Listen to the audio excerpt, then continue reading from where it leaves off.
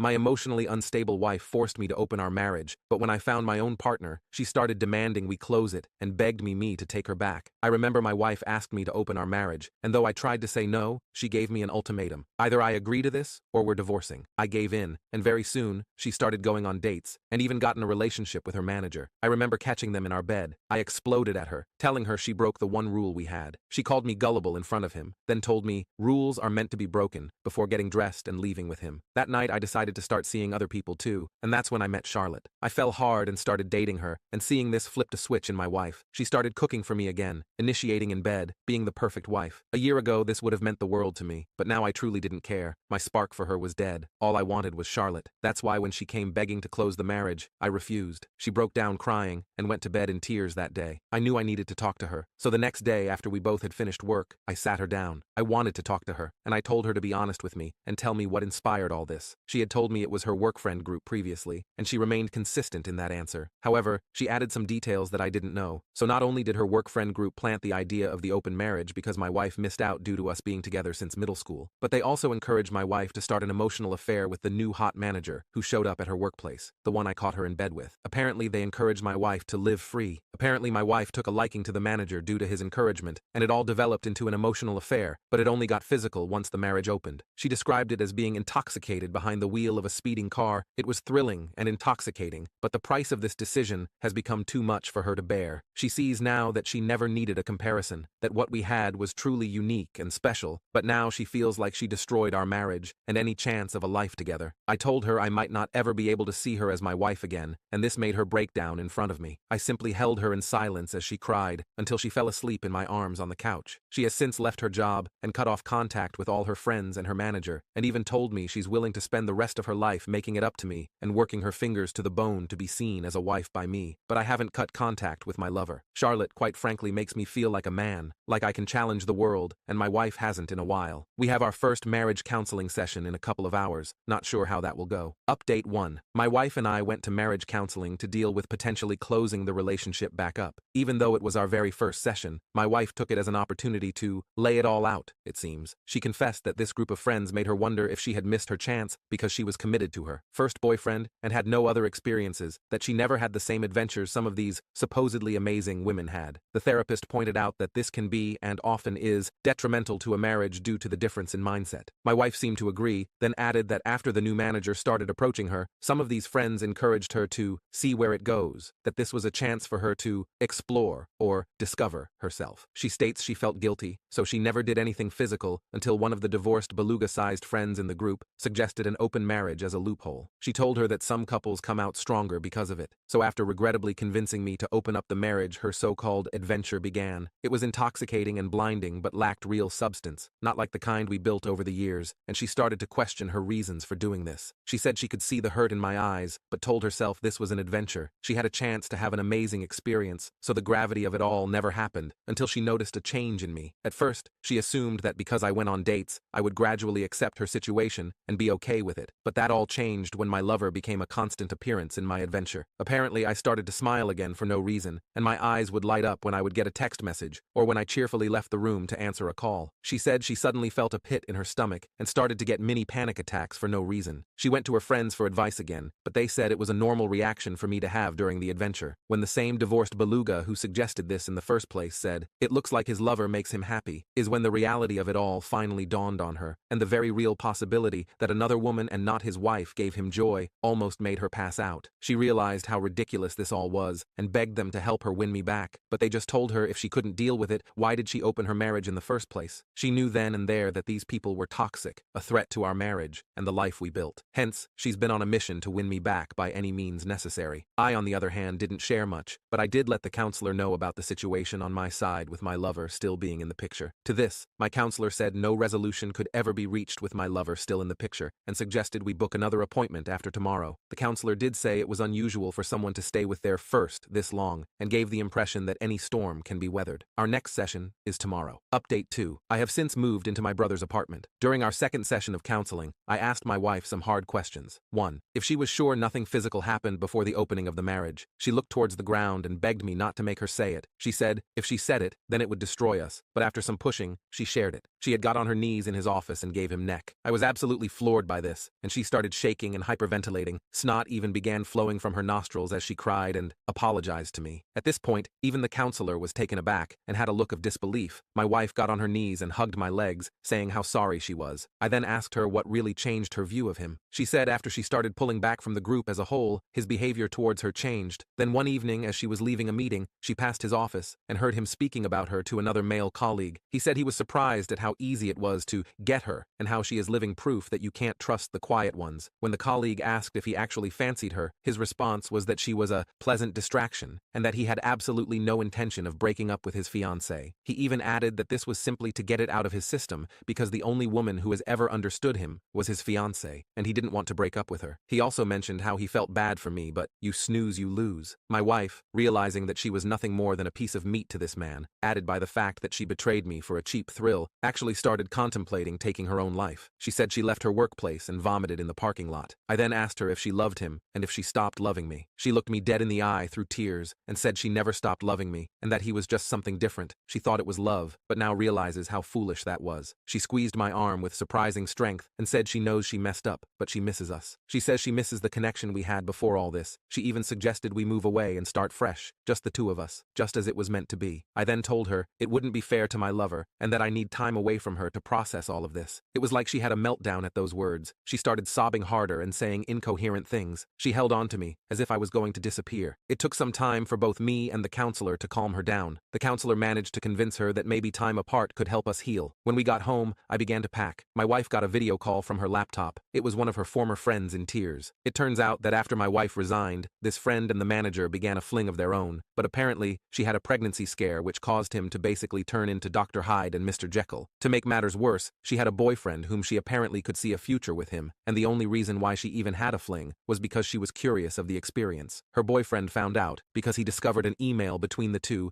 discussing the potential pregnancy, but the manager basically accused her of baby trapping him. Of course, he left her, and the reason why she made contact is because she was under the impression that my wife managed to save our marriage and was desperately seeking advice. I just turned and left and have been staying in the apartment ever since. Update 3. Turns out, the former friend who had the pregnancy scare with the manager was indeed pregnant. However, the stress of losing her boyfriend and being humiliated by the affair caused her to lose the baby. She basically turned ballistic and went full scorched earth on the manager. She exposed him to all upper management and his fiancée, who left him. The former friend actually got in contact with me. She wanted my side of the story because she was collecting evidence against him, but she wanted to do it in person, and I agreed. From the moment I saw her face, I knew she was broken. The dark circles under her eyes and her red-colored iris clearly showed she didn't get any sleep and was haunted by her own thoughts. She thanked me for agreeing to meet her and immediately apologized for her role in my wife's adventure. It turns out, her and my wife spoke again, and that's when she learnt I had moved out. She didn't shift the blame and wanted to take responsibility, hence why she wanted to meet in person. I thanked her for her efforts but asked her why she would go this far. She said losing both a child and the love of her life changed who she was at the core. She said she can hardly look in the mirror without feeling disgust, and she can hardly sleep because all she sees is her ex's face the day he found out. This woman clearly hated herself, and this meeting might have been a form of punishment for her. She tells me since fraternizing among co-workers is a breach of conduct, and more so because he was in a position of influence, he will most likely be fired and possibly blacklisted from that field as a whole. But the same may be true for her as well, and she has accepted it. She left after getting my side of the story and apologized again. I needed to get a few things from the old place, so I picked a time when I thought my wife wasn't home. Unfortunately, she was there, but what surprised me is that she had most of our wedding photos out on the coffee table, as well as others, and she was staring at them. When she noticed me, I could see she was crying. She tried to hug me, but I gently pushed her aside. She tried to offer me lunch, but I told her I wasn't hungry and that I wouldn't be long. I just needed a few things. Before I could proceed, she said she had something to show me. She pulled out her phone and showed me a message she received 2 days ago from her former manager who berated her. It was from a new number since she blocked his old one. Apparently, my wife helped her former friend expose him to all relevant parties and he was fuming. She thought by exposing the secret she was removing its power, as well as giving us a fighting chance. I told her I was glad that she had the courage to do that, but it doesn't change anything between us. I also informed her that I will be stopping marriage counseling, but will do individual counseling instead. This made her sob softly, and she said she understood. I know I am supposed to feel either elation of the actions taken